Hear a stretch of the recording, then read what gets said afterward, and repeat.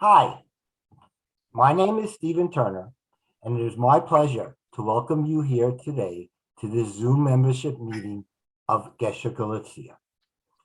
It has always been my intention as president to increase membership engagement, and this Zoom meeting is part of that.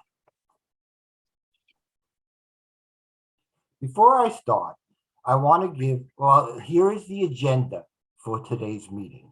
You have my speech, then introduction from all these other board members, and Jody Benjamin, the editor of our Galiziano, will talk, and then we'll have a moderated question and answer session.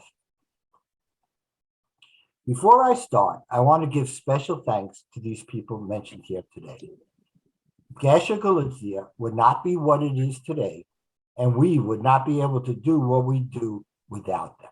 So we want to give thanks to all of these people here. We consider it vital to be able to interact with you on social media. Here's all our social media accounts with the connections, and follow us on wherever you are. There is one tip I would like to give for those who use Gmail. And divide their inbox to a primary, social, and promotions tab. Sometimes the Google algorithm sends our emails to your promotion tab. If you see that happen, click on the email, drag it to your primary tab, and many times you'll get a pop-up saying, do you want all your Gesher Galicia email to go to your primary tab? And if you say yes, then you'll never have that problem again. I want to tell you that we are spending a lot of money on improving the functionality of and adding features to the All Galicia database. I am excited to tell you that in just a few months, we will have an upgrade that should be done, and you will directly be able to click on the actual records when you operate a search out of our databases.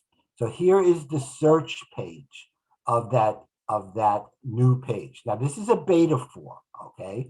So disregard the colors, disregard the fonts, okay? This is just for me to show all our members what this page will be like, okay? And here's a practice search I did for the name Shapiro for Stanislav, okay? There are a lot of filters you could put in, but we got back several records, okay? And I want you to take a look at these two records, okay? And look at these buttons, the view scan button and the browse scan buttons. Now, some records are associated with a specific page in the inventory of that archive or the spreadsheet. Some are not. The ones that are not, you'll see browse scan. The ones that are, you'll see view scan. So let's look for this record of Anton. And here is the page where the record is located. So this is what you will get in this new system. Now, we haven't finished working out all the kinks and everything, but we are very excited to be able to have this for you. Now, if you're going to do a browse scan, you're going to get all these pages for you to look at. We've also added a record inventory feature that is a wonderful, wonderful tool. This is a fabulous tool that allows a researcher to learn where records are kept, how to access them, and whether anyone has indexed them. In addition, there are links to sites where those records are kept. Take a look here. Here's the search page. We're doing a search for Bolachov, okay, these years, and there are other filters you could put, okay? We get the search back, and the search will yield several pages. This is the first page of the search. Look at the first line, okay? There's corresponding death records for these years, okay? Not been indexed yet, but if you want to view the scans in our guide, you click there to see it, okay? Here's a whole bunch of maps that they have. You want to see these maps? Click on the links to the map. That'll be right there. Now look here, these birth records. Here, You can see the years that these birth records are for. And whoops. And you'll see that they're in the archive. You want to go to the archives, click on the link to the archives, but they were indexed by JRI. You want to go to JRI and check on these records, click on the index. Here for this Franciscan survey, you'll see that it was indexed by Gesher Galicia. Click on the link and you'll go to that index. So this is a great tool. If you haven't used it, I urge all of you to give it a try, and I think you'll get a lot out of it. And while I'm on the subject of upgrades, we have retained the IT company Brave New from Krakow for a complete redesign of our website and our overhaul of its infrastructure. It is needed, it is expensive, and all of your contributions help get this done, and we thank you for that. Our map room, under the guidance of our map guru, Jay Osborne, is first rate. In past meetings, we spoke about how we would soon have interactive maps showing house numbers with pop-ups of all the vital records associated with a particular house. This is a fabulous tool, not just to find a house if you want to visit the town, although it would be helpful for that also, but to see who lived in the town over the course of years and the families over the years, who the neighbors were and everything. For now, we have these 4 towns done. Here is the interactive map for Nordvorner, and here's the pop-up with all the vital records associated with house number 178. Our research department, now under the guidance of Mark Jacobson, is first rate and constantly working to provide more and more records and to improve the experience of searching our databases. You will hear an update shortly from Mark on recent and future postings and projects. One project that I am involved with Darcy Stamler that I've spoken about on previous meetings is the Rabbi Kolesnik collection. Those of you who know the good rabbi of the Temple Synagogue in Ivano-Frankivsk know that he has helped many in the years with unique and important records, documents, lists, and maps. Most of these are associated with the Stanislav district. As many Jewish families were moving out of the district after the fall of the Soviet Union, they gave many valuable items that they had to the rabbi to preserve. We engaged the researcher and guide, Alex Denisenko, to go to the rabbi's study and make an inventory of what the rabbi has. I once asked the rabbi if he had an inventory, and he said yes. And I asked him, where's the inventory? He goes, the inventory's in here. Okay, needless to say, the collection was not very well organized.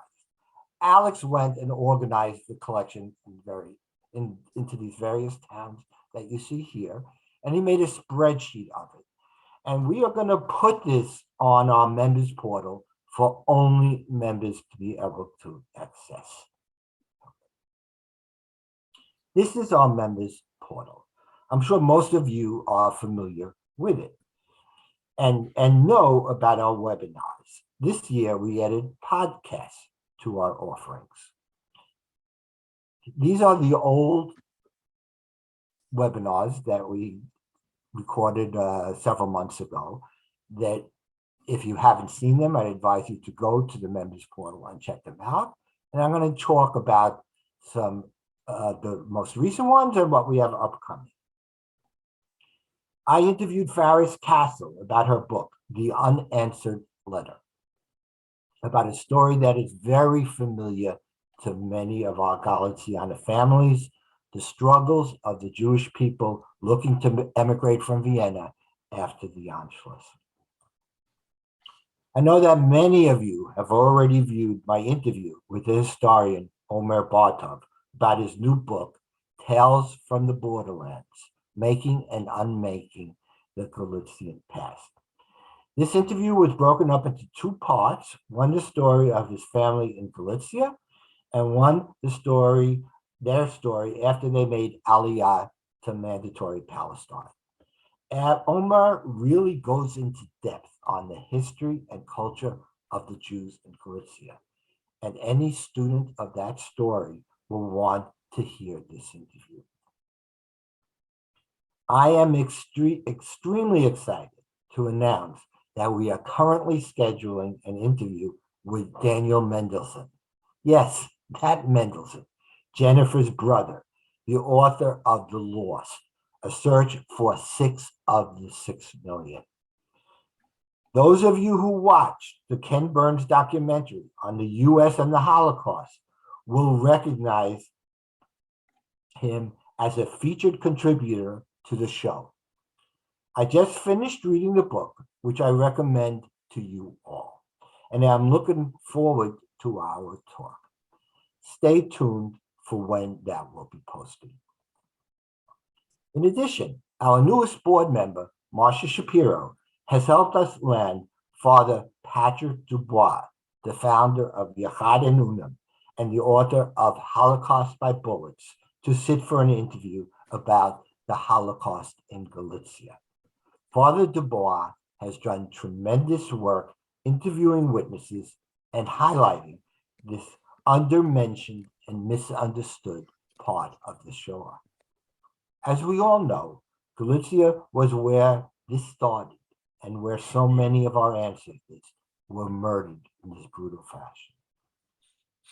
These webinars are recorded and uploaded to our members portal for viewers to watch at their convenience. If you haven't taken advantage of these offerings yet, I urge all of you to give it a try. We have a tab for podcasts on the portal. When war broke out in Ukraine, we interviewed friends of ours in Ukraine and heard of their experiences of being at war, which was very interesting to all those who gave it a listen. Of course, Jewish heritage and culture in the lands of Galicia are so important to us. The war in Ukraine is very much on our mind.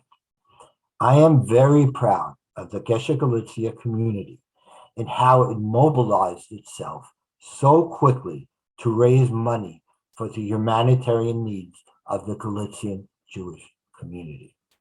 I'll tell you the story of how it came about.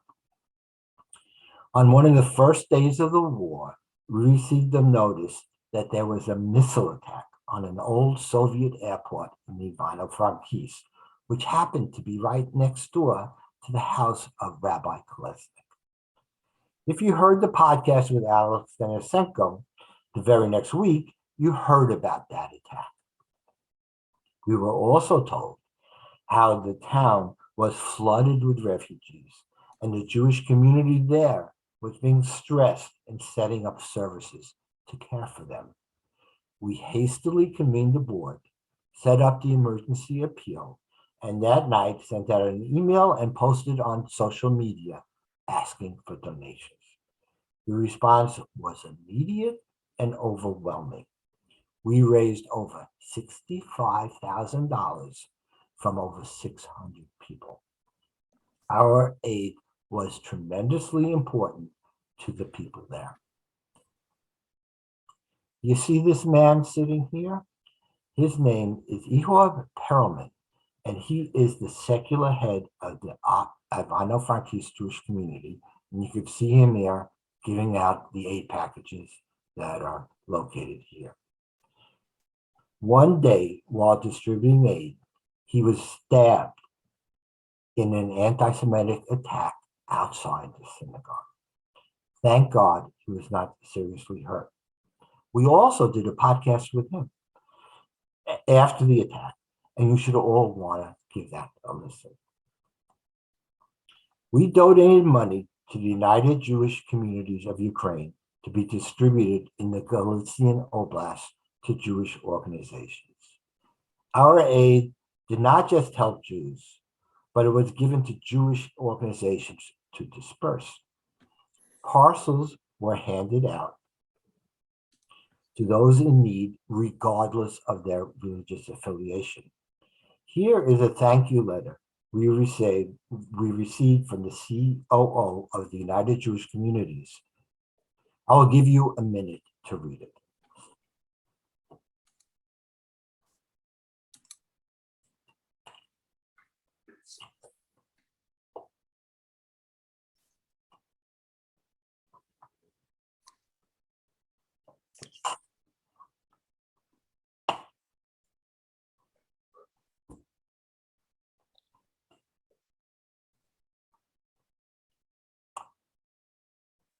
I am sure most of you have seen the photos of our aid being distributed to the grateful community.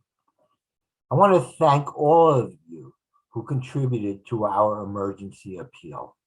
Here you can see the parcels going out, and on these parcels are labeled, and here's our logo. It's kind of small and tiny to see. It's right here and here and here, and that's the logo of the United Jewish Communities of Ukraine right next to it.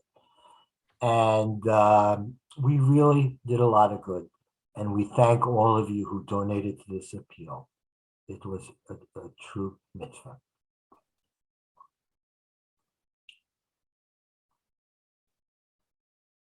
We hope that you have found our new membership platform easy to navigate when you needed to renew your membership. We have streamlined the process to make it more user-friendly and dependable. In the past, all memberships ended on December 31st. Now it is on an anniversary basis, which we feel is more fair. And we have incorporated multi-year options with discounts available for those wishing that convenience. Our membership chair, Shelley Polero, will speak more about this later. We are so proud of our award-winning quarterly journal, the Galicia. Andrew Zalewski has retired from the board, and he left the Galicia in the very good hands of our editor, Jody Benjamin, who you will hear from shortly. This meeting will start with announcements and introductions of board members who are here, and then we will have a moderated questions and answer session. Please type your questions into the chat room, and John Diener, our moderator, will then forward it to the appropriate board member for an answer. I urge everyone to limit your questions to those that would be of general interest to the community. Questions pertaining to individual family research can always be mailed to info@geshergalicia.org. I will not spend the time reading the bios of all of our directors. You can read that on our website. I'm sure when you read them, you will agree that we have impressive people on our board. Okay, let's get started. The first member of the board I'd like to call on is our secretary, Milton Koch. Hi, everybody. Briefly, just want to give you a little side story, and Steve is going to put up a screenshot. My mother's family came from Luxembourg, though one of her parents came from Galicia, as did my father. In the process in Luxembourg, my mother's oldest brother, my oldest uncle, was involved with the Jewish community both before the war and during the war when Eichmann invaded, and he was involved with getting about 800 Luxembourg Jews to borders while the borders were open. And in the process also, some other family members of mine were involved with the joint money that was coming from the American Joint Distribution Committee offices in New York, and getting people to Lisbon, which was a great exodus point to get on boats to Palestine, to South America, Central America, and the United States early before those borders were closed. In the process, I had occasion to, somebody found me, I had a large collection of photos and documents from my uncle with the joint and other things, including the rabbi in Luxembourg who had met with Eichmann in Berlin and ultimately testified in his trial in Jerusalem. And my family members were involved, and I ultimately donated several thousand documents to the Holocaust Museum in a inventory for Luxembourg Jews, which had a lot of my family pictures and so on. There have been museums now in small towns in Portugal that feature some of it. So I was home watching Ken Burns's documentary, and the second 2-hour section, he was talking about the joint distribution and what it did in Israel. And this is a screenshot of a photograph from my TV in my family room. So this is my family room mantle, and this is a TV screen. And that happens to be a photograph I donated to the Holocaust Museum. And Ken Burns's voiceover, or Peter Coyote's voiceover, was talking about the joint. And this is one of my uncles, my mother's brother, and this was my mother's twin sister's husband, my uncle Rene, my uncle Fritz. And I was shocked to know that this was now randomly picked out of the millions of documents related to all the things that happened in World War II. So I just wanted to share that. These are not Galicianers, but again, we are, my dad and my mother's parents were Galicianers. So this is a follow-on of some of the Jewish exodus and just how amazing my contribution was. It really gave me a lot of joy. So we thought we'd just want to share that with you. I was flabbergasted, and I still get chills thinking about it and looking at the picture that it's on my TV screen. On a totally separate note, there is a collection of Galicianers dating back to the onset in 1993. Both Shelley Polero and I have almost complete sets in paper going up to the current issue. There are a couple of gap years early on when there were no editor or no articles, and then they've been bunched up. I would like to put out a request to all members that are listening that if they would want to find out if their local genealogical society or there's some other group in their community would be interested in actually having a library of paper copies of Galicianers, we would be happy to get in touch and facilitate getting it there. There'll be probably a postage and handling charge. And I will put on the chat my email contact so you can send me any contact that any of you have in regards to organizations that would like to have copies on hand, and I'll try to follow up. I think that was all I wanted to highlight, and welcome, and we're glad to have 114 participants on this Zoom call. Thank you, Milton. That was really fascinating, and I remember your excitement in the days after seeing that picture that you donated to the U.S. Holocaust Museum on TV on this widely watched show, and I'm glad you were able to share that with our members.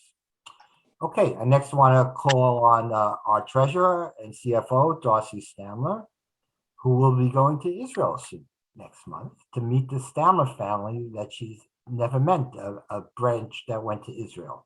So Darcy, take it away.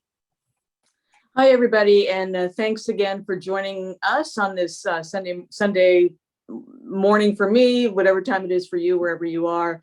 We appreciate your being here.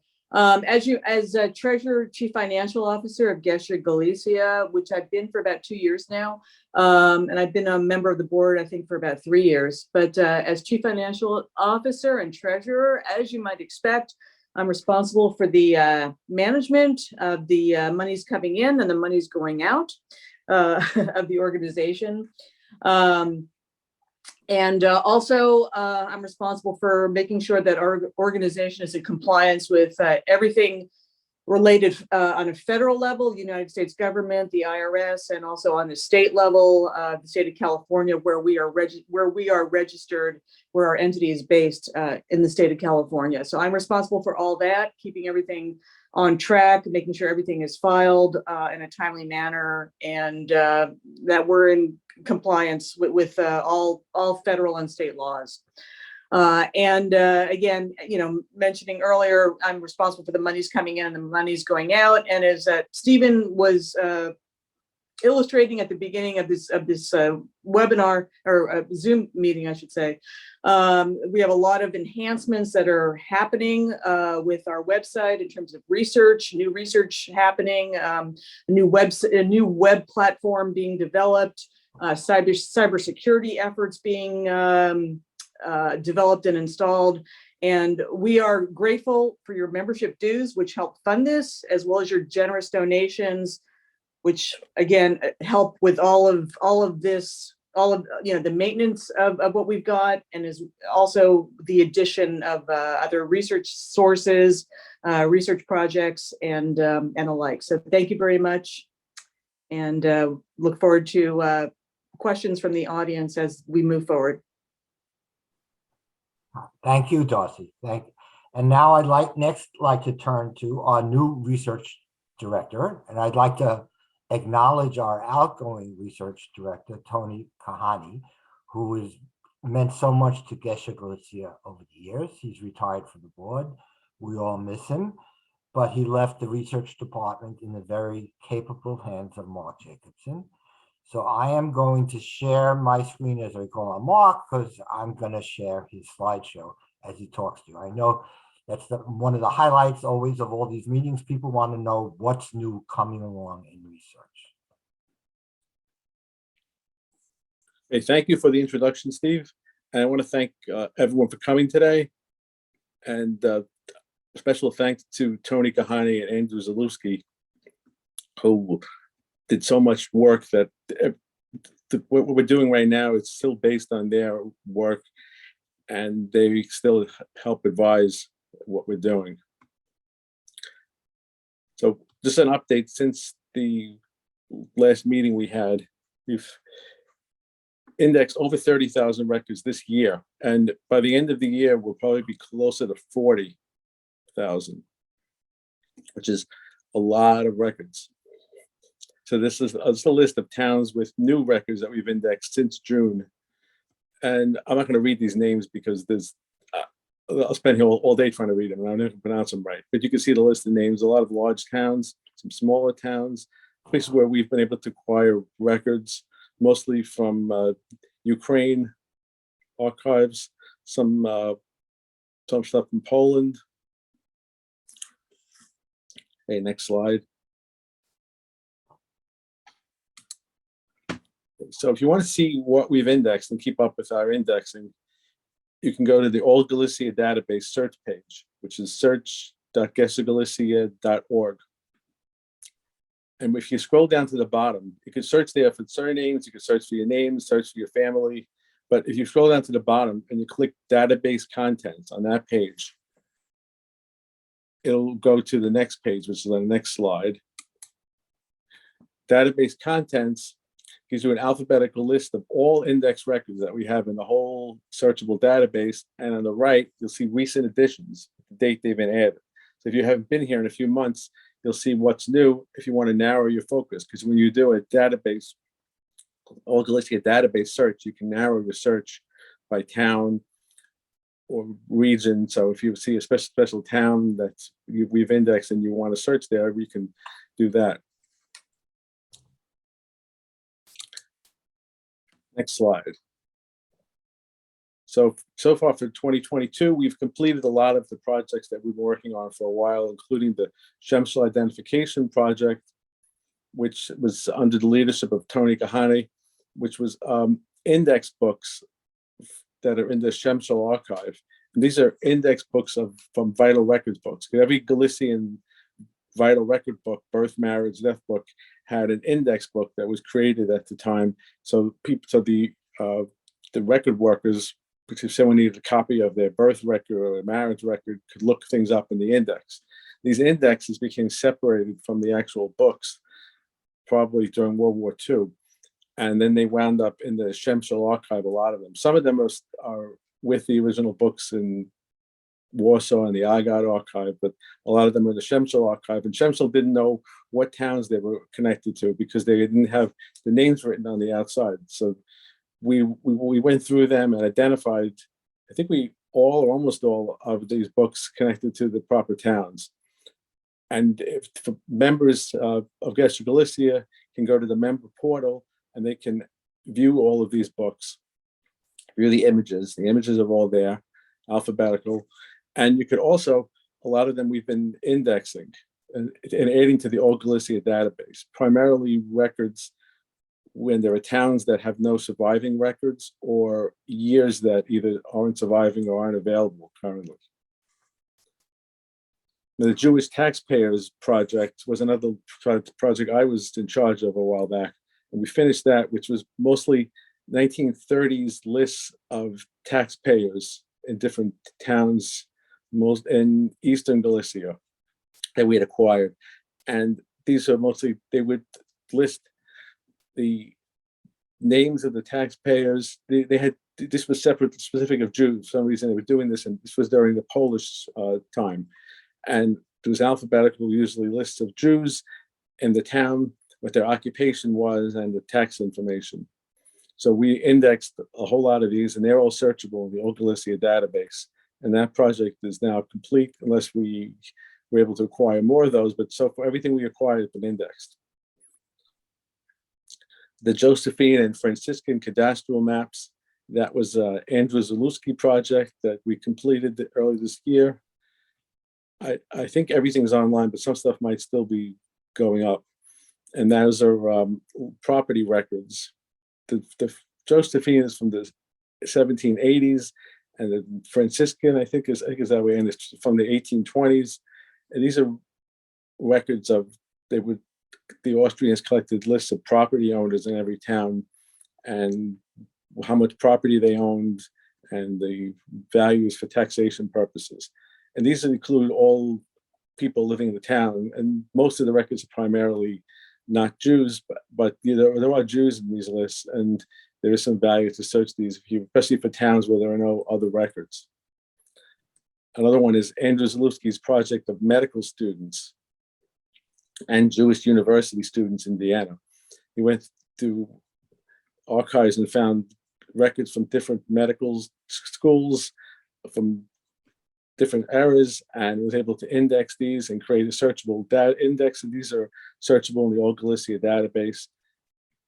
I think one of the schools is in Lvov, and most of these schools are in the Vienna area. And those projects are both complete, but they're searchable in the Old Galicia database. And I think he has a few more things to go through with that, but it's pretty much done. Next slide. One of the things that Andrew Zalewski found. Steve, next slide, please. Yeah, it just froze for a Oh, it's second. not working. Oh, okay, thank you. Okay. Was Sorry. no problem. In the Austrian State Archives, when he was going through to find some of the school records, he found Jewish marriage permission from 1803. And he left it for me. He said I could have it indexed or not, whatever I want to do with it. We had years ago, Pamela Weisberger was president. She had done some research in the Vienna archive and found an 1807 list. So this is an 1803 list. I thought it was interesting, and I had it indexed, and it's now searchable in the Old Galicia database. But this is before the 1830s. Jewish marriages in Galicia were very regulated. They had a special tax, and there were only restrictions on who could get married. Only I think the eldest son in every family could have a registered marriage. And if you look at the few surviving early Galician record books, I know there's one for Stanislavov. It goes back to the 1780s, and some early Lvov. Most of even these towns with large Jewish populations, in some years there were no registered marriages, some years one or two. Very few marriages were allowed then. So marriages were pretty rare. So, and these books were listing for all of Galicia that they were issuing permission by the civil authorities to Jewish couples who wanted to marry, and they had to prove they attended German Jewish schools, and they had to pass some sort of examination. There was Andrew Zalewski wrote about this in the Galiciana. There was some sort of book that you're supposed to read and answer questions on before you can get married. They were trying to the Austrians wanted to assimilate Jews and make it difficult for Jews to marry. And then they changed their mind later on, but this was their early theory. So this book includes 680 individuals. That includes brides and grooms, recorded in more than 80 towns. And it also includes towns that are in Bukovina, because Bukovina had not yet been separated from Galicia in 1803. There are a lot of unique surnames. Even though they say that they had done all the surname registration in 1787 in Galicia, and that surnames were supposed to be set and not changed, there are some very unusual names in this book that I don't see in any other records. So I think people somehow were changing names. There are patronymic surnames, excuse me, where somebody uses their father's name, and within and this is the son of, and that became a surname. And those were not common in Galicia later on. But here there are a bunch of those. There were I left two up there. I found Lyser, Fanning, and Barbie. These aren't common names. If you search J.R. Poland or the All Galicia database, you won't find any other record with these names. And I mentioned that we previously issued the 1807 permission book. The 1807 is a little clearer because it actually lists brides and grooms together. This one is not clear on which is the bride and which is the groom for each couple. But it's still useful if you want to see, if you had a family in a certain town and you want to see maybe one of your early ancestors you find in this book, and just to see how it's laid out, the images are viewable to members. And you could look at the images, and they're very interesting to look at. Okay, next slide is a sample of the marriage permission. You can see these are 4 people. There's a man in Turka and Drahovic, Komarno, and Lemberg. There's 3 people who are listed on this list. That's how they listed this. They would list just a bunch of names, and it's not in any particular order, and the towns were all listed on the left. Sometimes there's a bunch of people from the same town. Sometimes it's like this, where there's all different towns lumped together. It's very German handwriting. You see there's a female, Achaya.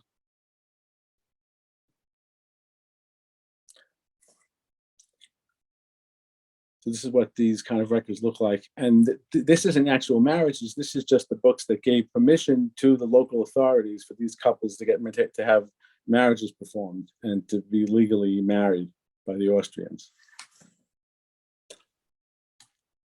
We didn't find any other books like this, but we did find the 1803 and the 1807, and we've indexed both of those. Okay, finally, I'll talk about, on the next slide, the Galician Census Project, which I started last year. And we've been indexing Jews recorded in the 1910 Krakow census. It's a census that hasn't been indexed by anyone else. We thought it'd be interesting.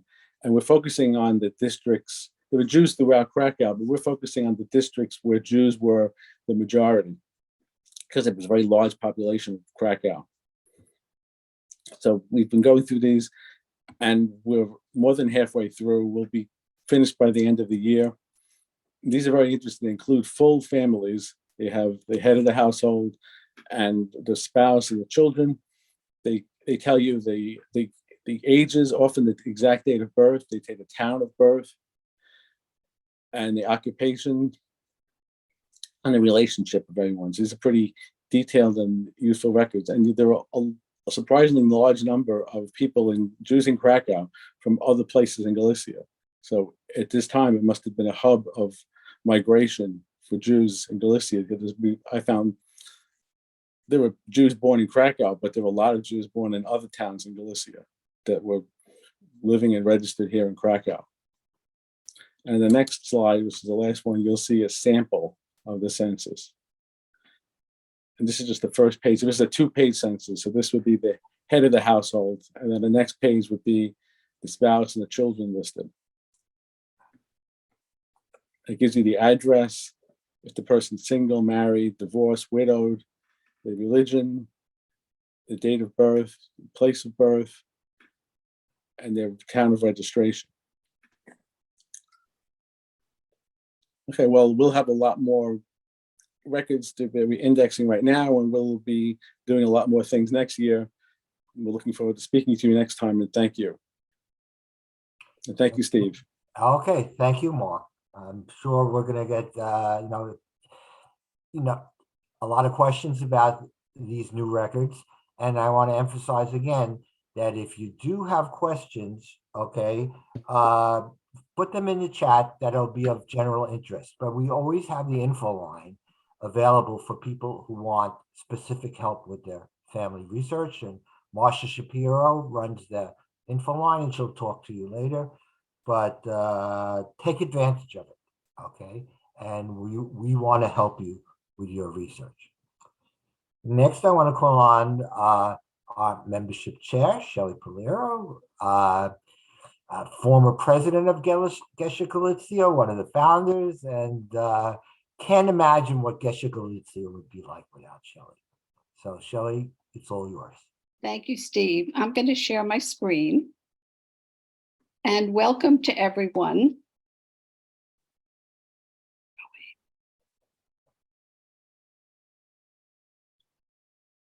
Hold on a second.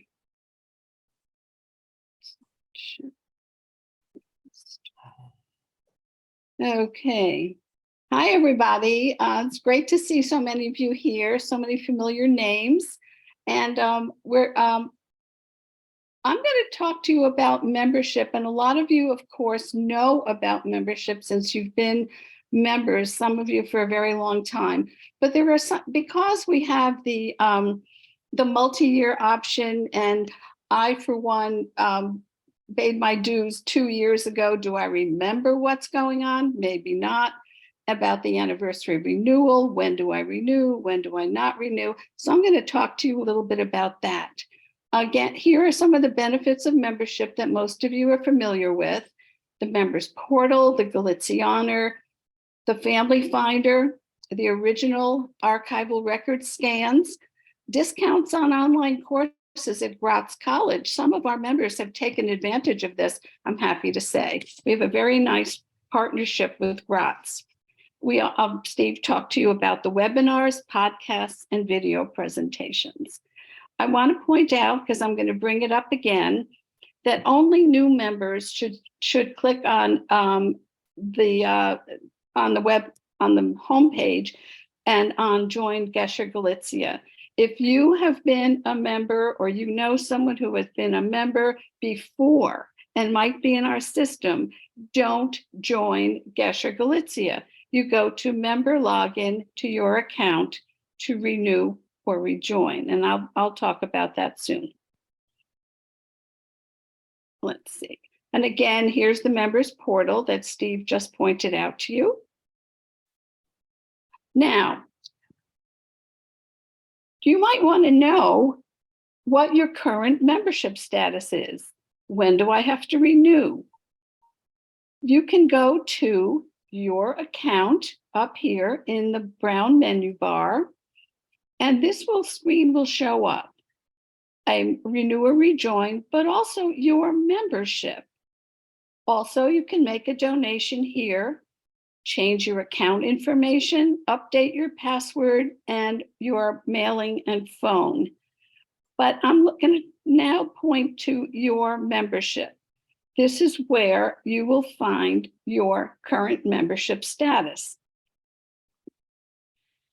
Okay, lots of information here. It tells your plan, what you signed up for. It tells whether you are active, inactive, or if it says pending, it means your the process was not completed. The start date, and I put a star here, it's not on the website, to point out that this is mine, and my expiration date is December 12th, 2022. You'll notice that next to actions, it's blank. This means that it's not yet time for me to renew, but if actions show renew, you click to renew here. I will tell you specifically, and most people don't know or don't remember this. Renewal reminders are sent to you via email 31 days before your membership is due to expire, and then again 2 weeks before. The system does not allow renewal prior to 31 days before membership to expire, so you'll want to wait for the reminder. I can't renew yet. I have to wait a few days to renew my membership.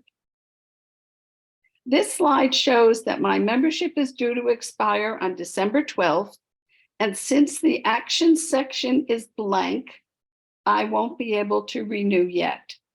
If action shows the word renew, you can click on the link on that word renew to renew here.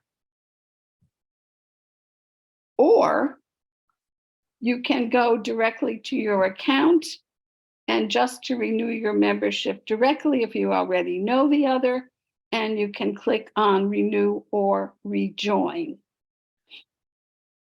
Now, for some of you, this is kind of old, but we have a lot of new members who are due to renew or who don't remember, because who remembers when you're going to renew? So to renew or rejoin, and you follow the process to make renew your member and to decide on which subscription you want. Do you want to continue the Galicia Honor by email, or do you want the printed version? So there's lots of choices.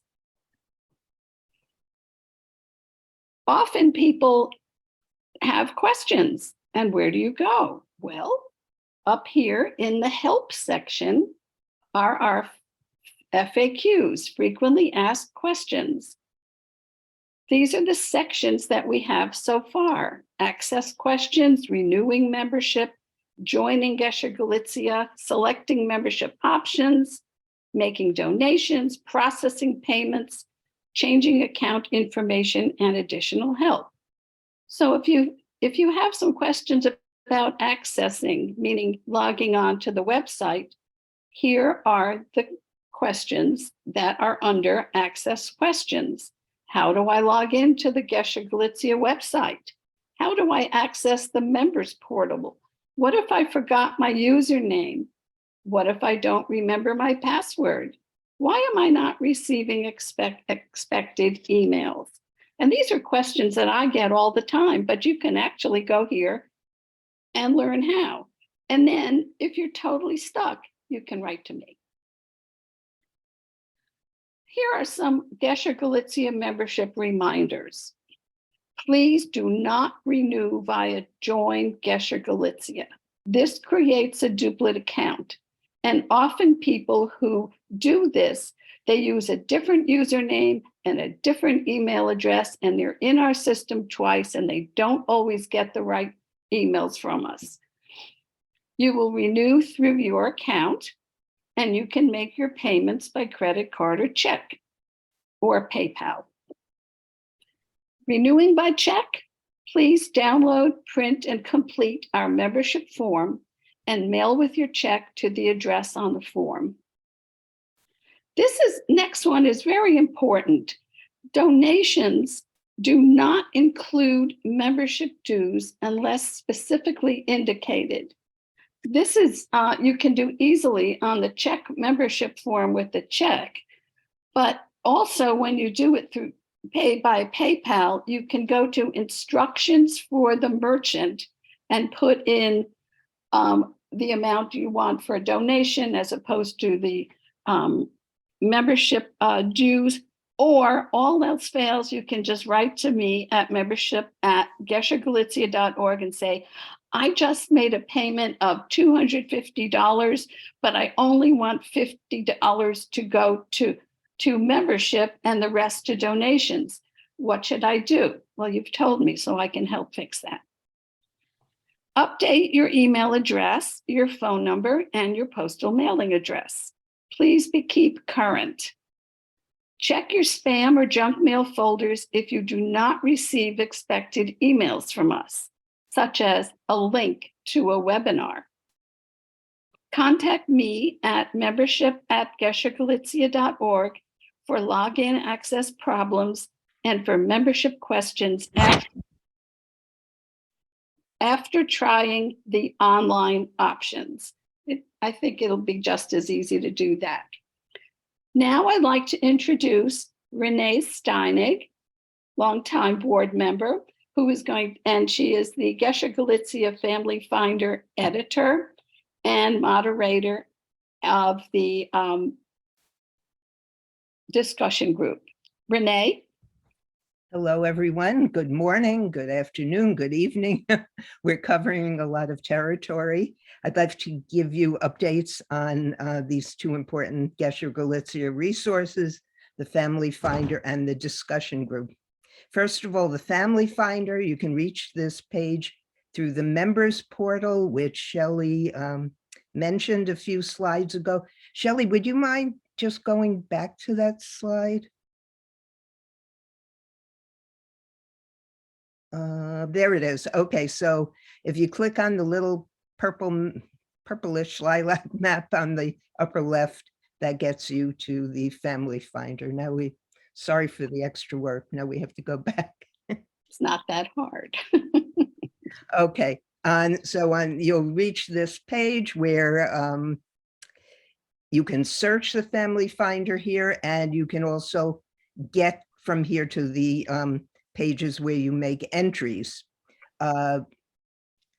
The arrows show you where you can search by town name and you can search by surname.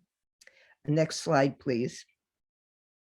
Here's a look at some results when I searched for a name of interest to me, Amsterdam from Dobrova Tarnowska. I found a very nice match to one of our members, and hopefully you will do the same.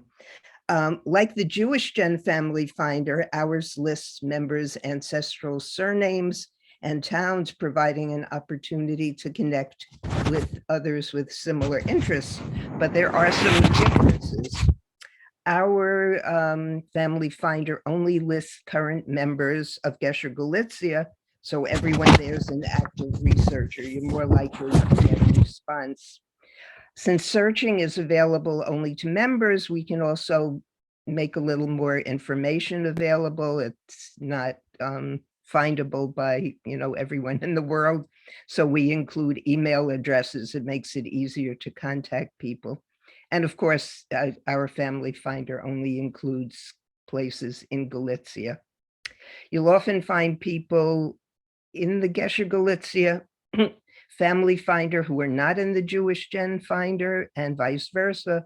So it's good to check both sources and also to submit your names to both. Next slide, please. Back to the main page, if you see the area that's circled in red, that's where you would click to add your information and to view your own entries. Next slide, please. Here's the submission form you'll find. Most entries go through automatically, but some, for example, if it's a town that our system doesn't recognize, they take a little while to get the entry approved. Next, please. And you can also get a list of the entries you already have. It pays to check because as you add more names and towns to your own knowledge base, you may want to add some more.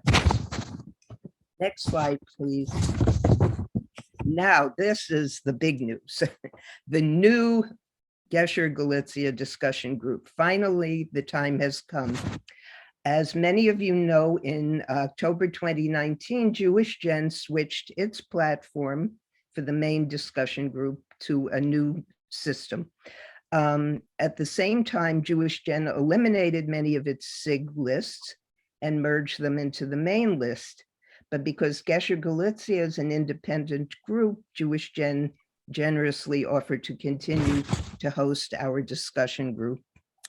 For various reasons, we continued in the old Lyris format, but now the time has finally come to move ahead and change to Jewish Gen's new platform to take advantage of its features, and also, frankly, because we've been living on the edge Lyris could crash on us any day. Some of the advantages of the new system: messages will no longer have to be in plain text, which has been difficult for some users. We can now use accented characters and various alphabets, including Hebrew and Cyrillic. You can attach images. You can include hyperlinks and format text. As it has for almost 24 years, the discussion group will continue to serve as an email forum to ask and answer questions about Galician families, towns, culture, and history. Messages are read by Galicianers worldwide, many very expert and very willing to help, so I encourage you to subscribe. Participation is free and open to all. Now, on this slide are the instructions for signing up. You should have already received them in a message that went out to all Gesher Galicia members.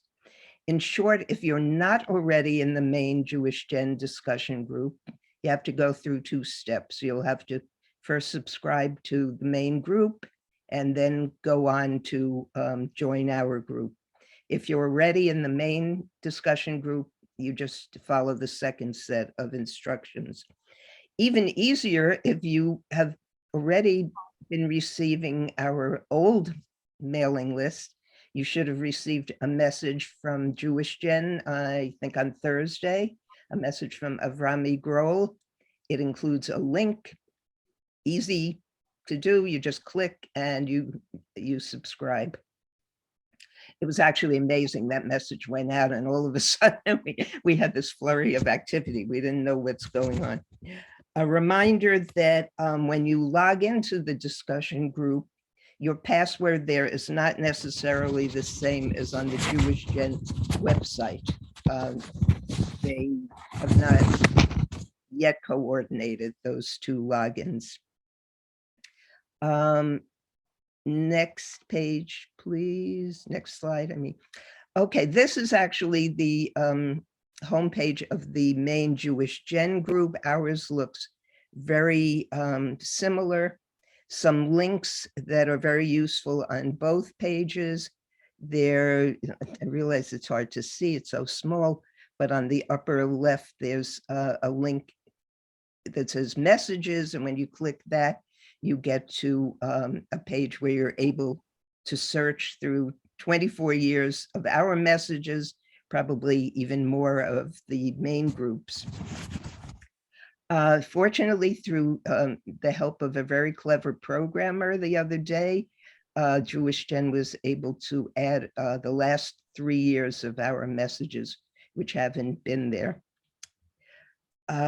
Also on this page, and similarly on our page, there's some useful email addresses. Now, one thing that's confusing, the address on our page that says help just gets you a mailing of some useful tips.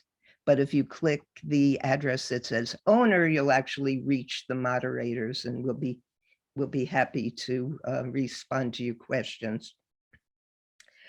Note the blue rectangular box on the bottom with the arrow. It says apply for membership in this group. Some people have been missing this box when they try to join, simply because it's a little further down the page, and depending on how large the images on their screen, they may just not get down far enough. Next slide, please.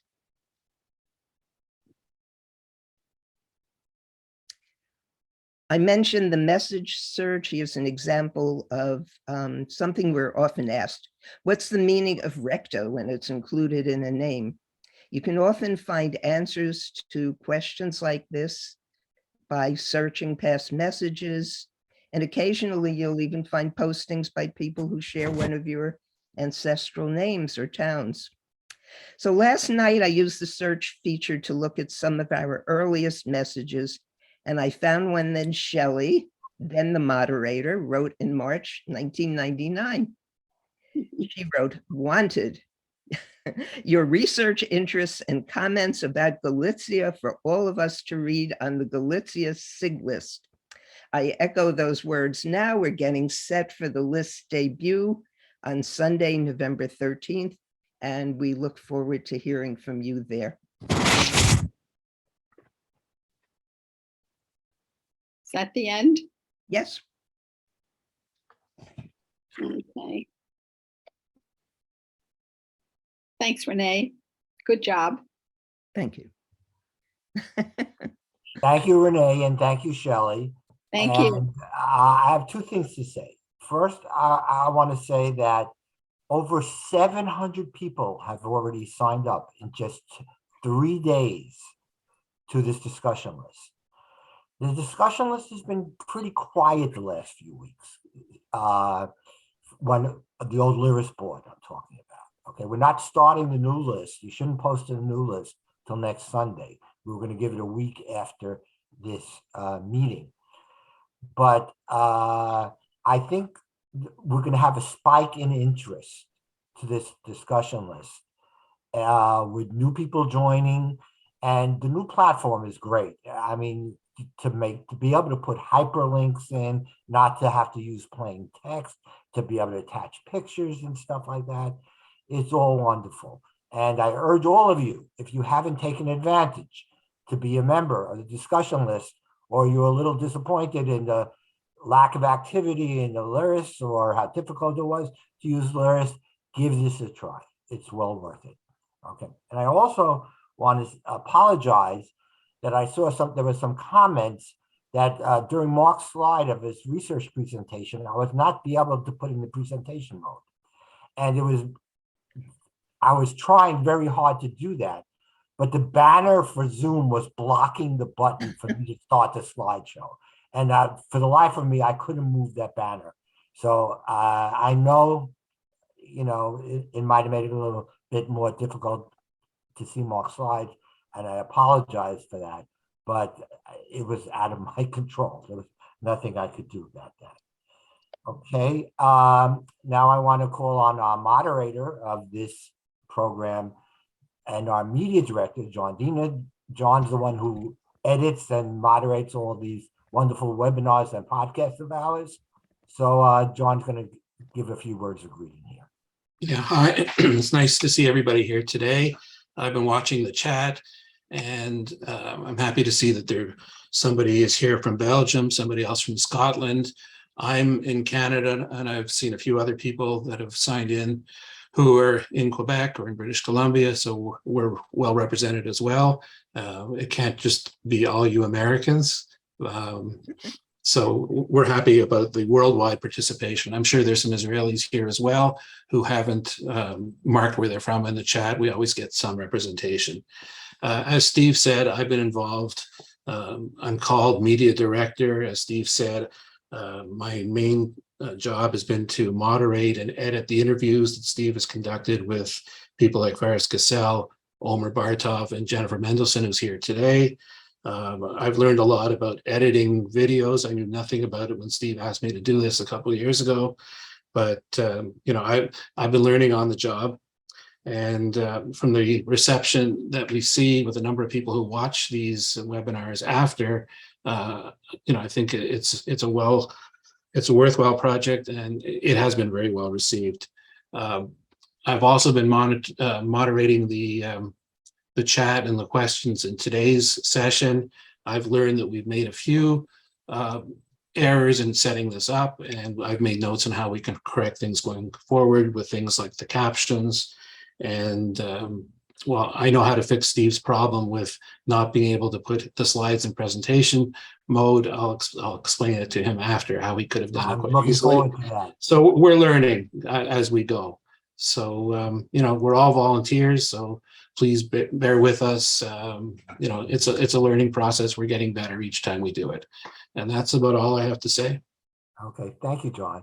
And as far as the international participation here, I got a rather upset and a little bit nasty email from someone in Israel this morning saying, like, I guess you don't care about us because you're putting this program on in the middle of the night in Israel to 2 or 4 in the morning.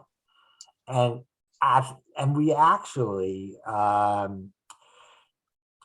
set this program up to be on a usable time in Israel for 7 to 8 o'clock. She just misread the email. It's 2 o'clock or 4 o'clock in the morning to us in Australia and New Zealand. And we apologize to those people, but the world is round and the clock is 24 hours and you can't get one time that's good for everybody. And we try to get it where the majority of our members are. But yes, we are very, we consider all our members, wherever they are, important.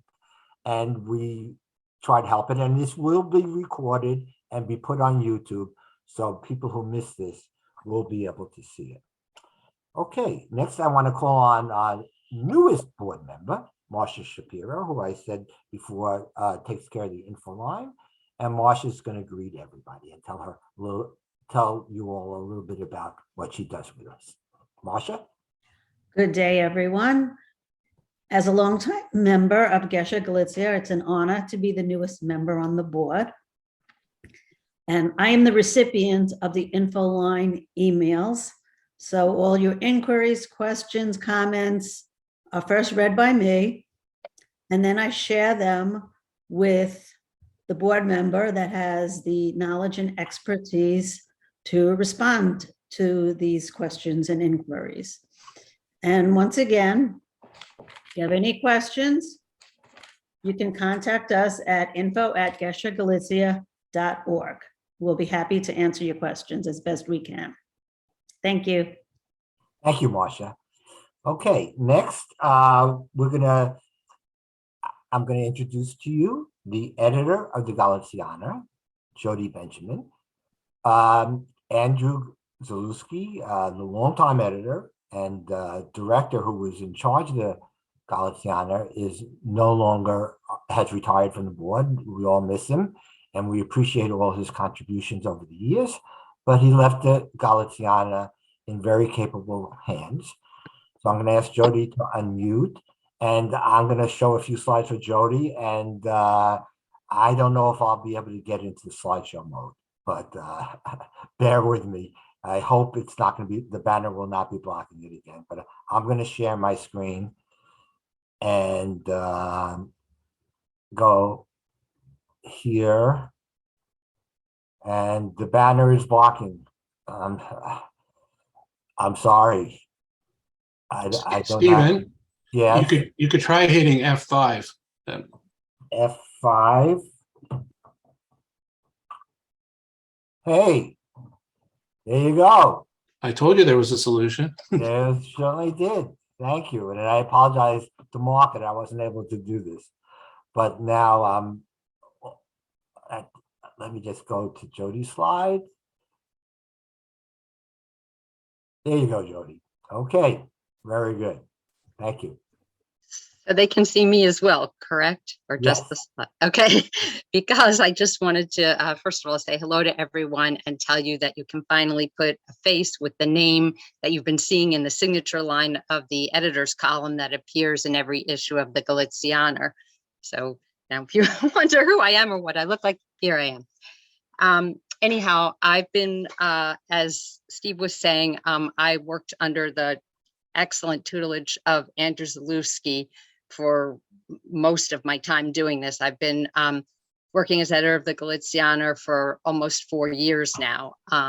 Just recently, since Andrew stepped down from the board, kind of taking the ship on my own a bit, but I had a great mentorship from him.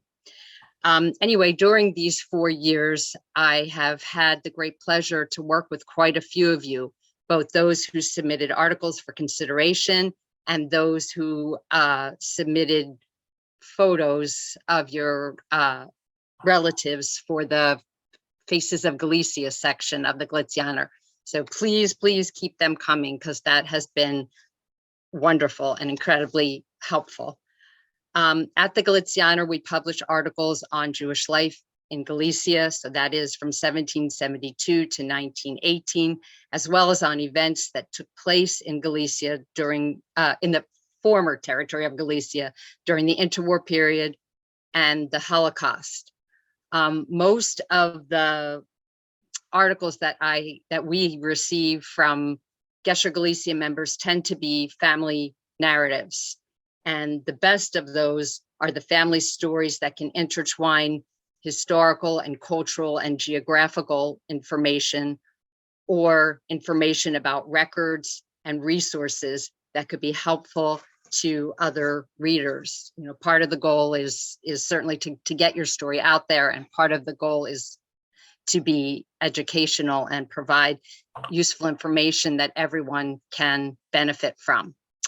So if you are interested in submitting an article for the journal, I welcome you to do so. I suggest that you first check out our submissions guidelines. This is actually a general policy, what Steve has on the screen, that appears in the journal, but we also, on the website, the Gesher Galicia website, on the Galicianer page, we have a description of submission guidelines, which I highly suggest that you check out, and I will include the web address for that in the chat. Also, before you begin typing your article, it would be a good idea for you to reach out to me and just discuss your idea for an article. You can reach me at my Gesher Galicia email address, which is submissions@geshergalicia.org, and I will include that in the chat as well. And finally, I welcome anyone to contact me at any time with ideas of what they hope to see in the Galicianer, or suggestions of potential authors they think I should contact, whether they be academics, historians, genealogists, or other family researchers. I am, open to reaching out to anyone who could potentially submit an interesting article for our readership. So I look forward to hearing from many of you, and just keep your eyes open for the December issue, which will be appearing next month. Thank you. Thank you, Jody. Thank you. And I urge all of you, we're always looking for new material, okay? The Galicianer truly is a magnificent publication, and we're very proud of it.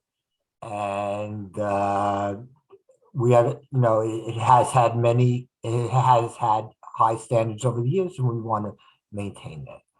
And it only works when we get good material, and we're always looking, and we urge all of you, if either you can do it, or you know of someone that you think would be good, then let Jody know about it. Okay. Right, and actually, we also occasionally, when we deem them worthy and can get proper reprint permission, occasionally reprint articles from other publications. So if you come across something that you think is, might be a good suggestion, you can send it my way, and we'll think about that as an option as well. Okay. And also, I want to mention that we have almost complete sets of old copies of the Galicianers that Shelley has in her basement somewhere, right? And Milton has some, and we are looking for places to donate them to. All the people have to pay is the postage and handling. So let us know, drop a line to the info@geshergalicia.org if you know of a worthy recipient of back issues of the Galicianer, a library, a Jewish organization, or something like that.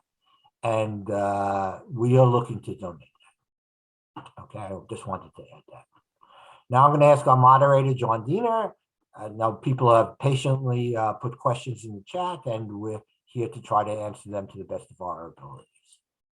Okay, a few of the questions were answered in the course of the webinar, but there's some here that we can definitely address. There are two related questions, one from David Ellis and William Davis. David says, are there plans to consolidate the contents of the All Galicia database with the Galicia relevant records in JRI Poland? And a similar question from William Davis, are there any plans to combine access to databases created by the Hungarian and or Ukrainian subgroups on Jewish Gen?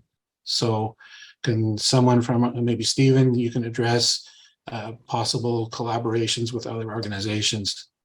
We are not going to combine databases, okay, but what we will have is an API, okay? When we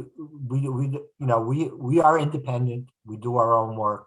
JRI does their own work, the Hungarian, Czechoslovakia, SIGs do their own work.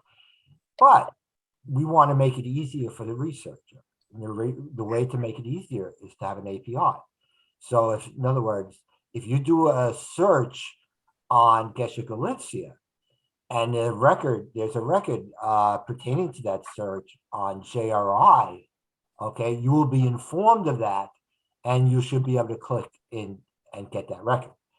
Now, that is not ready yet because, like I said, we are redoing the infrastructure of our website. So when we are done with that project of our website overhaul, then we will institute that API with JRI.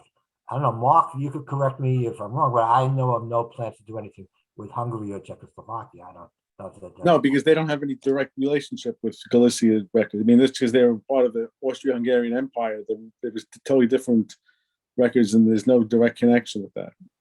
Right. Okay. So and they're also they're a distinct part of Jewish Gen databases that we're not part of, and even JRI Poland isn't part of that. That's like their own system. Right. We do have a current working database with Jewish Gen. That's working. Yes. If you search on Jewish Gen, right. Right. So if you search on Jewish Gen, you'll be told about us. If you search on us, you'll be told about something on Jewish Gen. And I want to tell you that one thing that Jewish Gen and JRI has brought in new in the past year that is a wonderful tool is that they're hooked up with the Yad Vashem databases. So if you're searching for somebody where there's a testimony or there's some record in Yad Vashem, you'll know about it, okay? And when you search Jewish Gen, Gesher Galicia, because we have the API with Jewish Gen, you'll know about it also. So we try to make things as simple as possible for the researcher, but we are independent and do our own work. Okay. Okay, there's a very important question from Philip Ross that was addressed to all the panelists. Are there town-specific volunteer opportunities available or needed by Gesher Galicia? And definitely the answer is yes. Does someone, as a volunteer organization, we get by on getting assistance from anybody who's able and willing to volunteer. And Stephen, maybe you can talk about how someone can put themselves forward as a volunteer.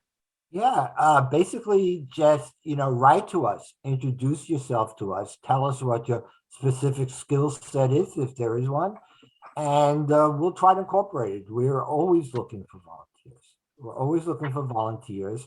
And if you think that, you're available to do something that would be a benefit for us, use the info line as the avenue to open the door. And Marsha will check it out and we'll see what we could do. Okay. There's a question about the archive messages going back to the 1990s, and Adele is wondering if they will still be available. I think that was addressed. Yes, they are. Okay, and then even David Alice answered that there are almost 13,000 messages now in the Gesher Galicia discussion group archives. So they're all there, and if you connect to the new discussion group, you will be able to access them. And one of the new benefits to the new discussion group is hashtags. Okay. Now when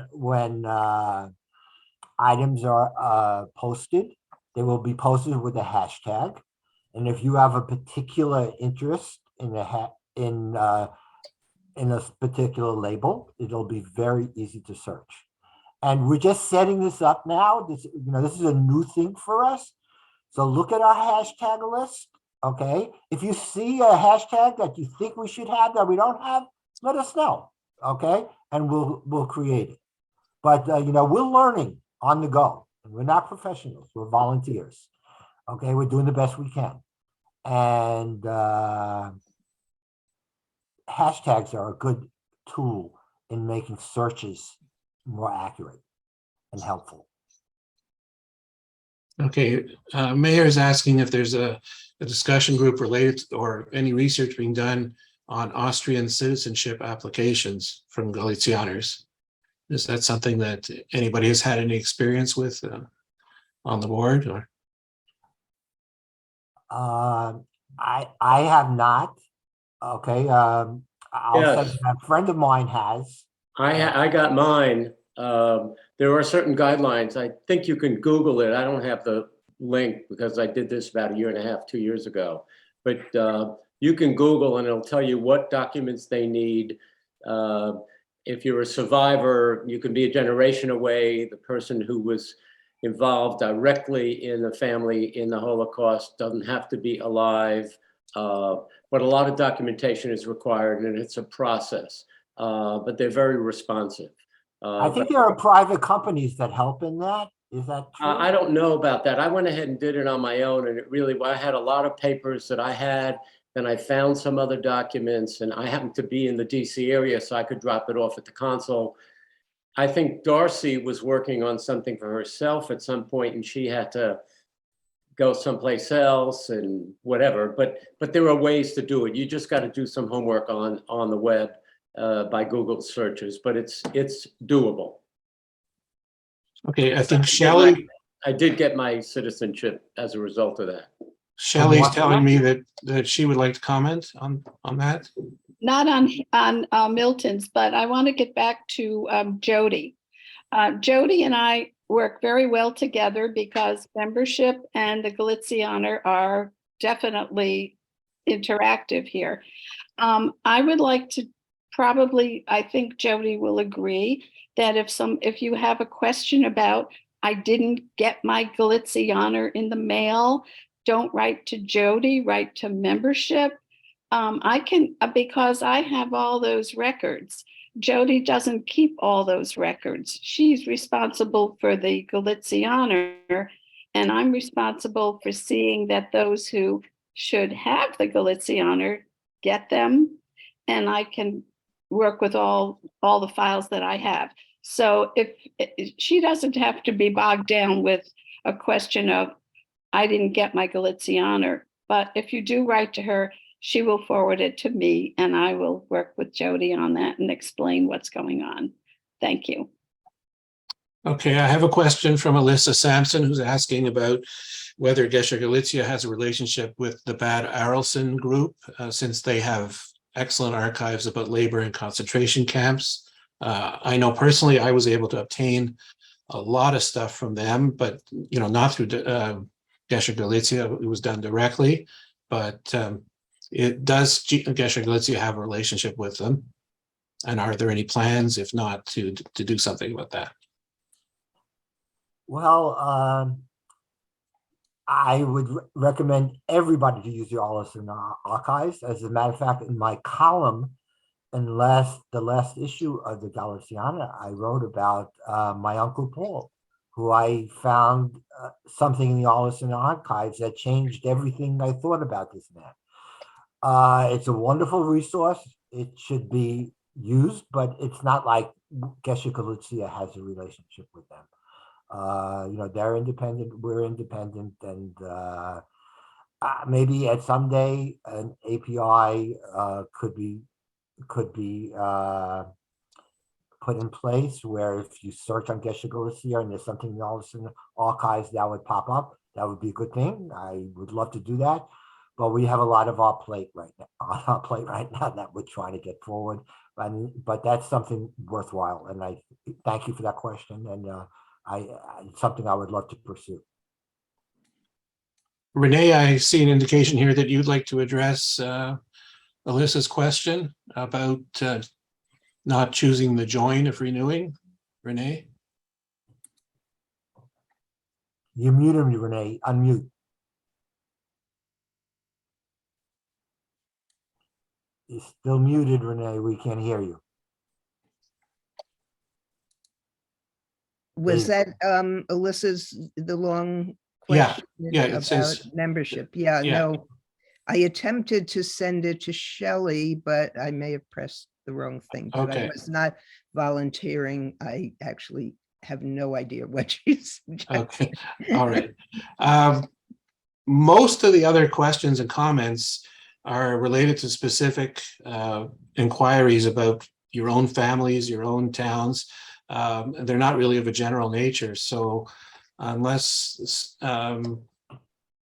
maybe, well, there's one that just came in about the status of the transcription of the Rabbi Kolesnik materials.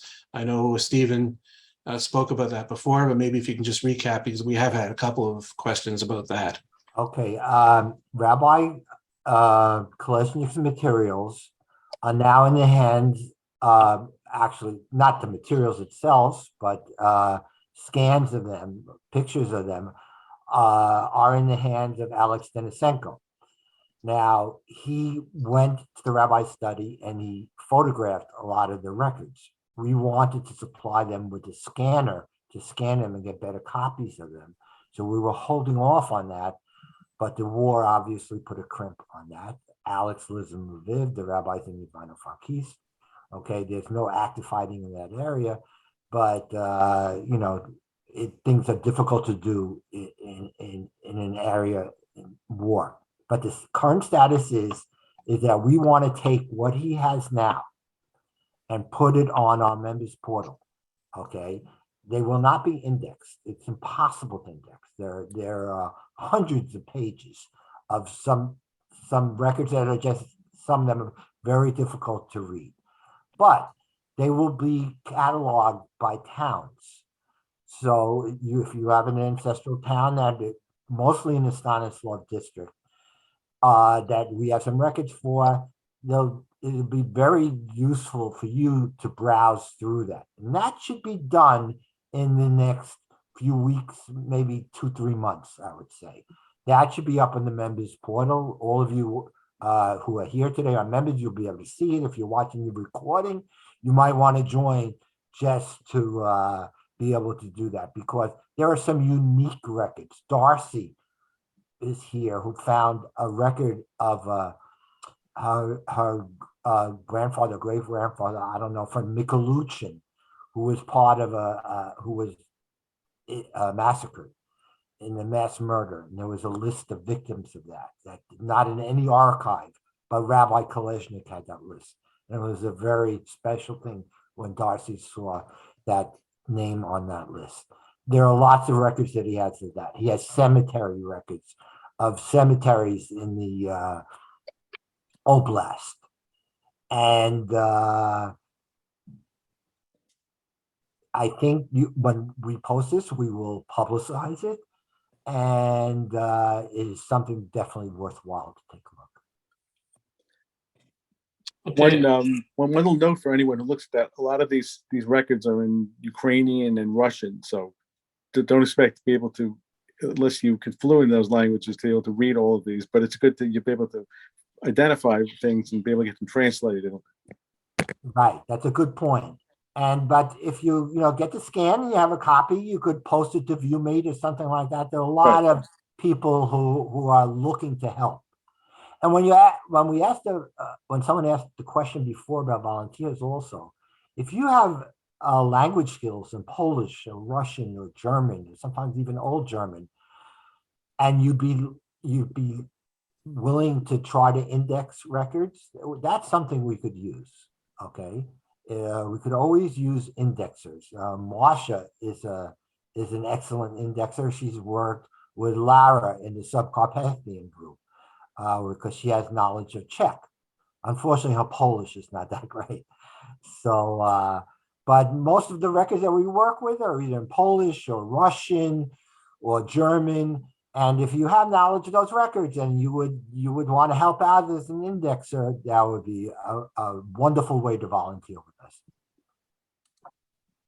I think all the remaining questions are of very specific nature, pertaining to individual families and locations. So I don't really see anything else. I think we're close to the end of this session. Stephen, do you want to? No, I think this. I thank all of you for coming. I see we still have 77 people who stayed through to the end. I don't know what our peak was, but it was about 130 or so, was it, John? 115 or so. Yeah, okay. So thank you all for attending. Thank you all our panelists for helping out. There's a lot of work to get this going, and we'll do it again. And we thank you all for your support of Gesher Galicia. We look forward to that continuing. And Lehitraot. And we'll do it a little better next time without the little glitches.